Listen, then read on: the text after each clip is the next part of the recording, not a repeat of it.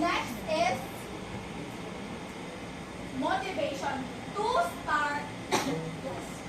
So to start our lesson today,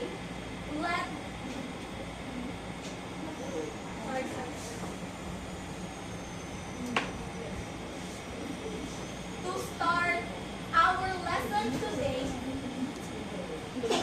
we will have a game. Again, G-A-M-E. Game. Okay? Okay, so our game is called Point It. Again, our game is called Point It. So how to play? Next.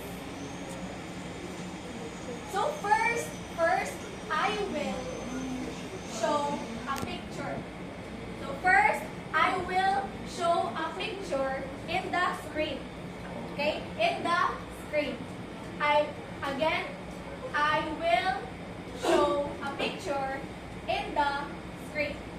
Second, if you know what the body part is, you need to second raise your hand if you know what body part is in the picture. Agreed? Understand? Third is, if you know what body part is, you need to stand up. So again, first is look at the picture. First, look at the picture. Second, if you know, you need to raise your hand. And third, to stand up. And last is point to the same body part on yourself.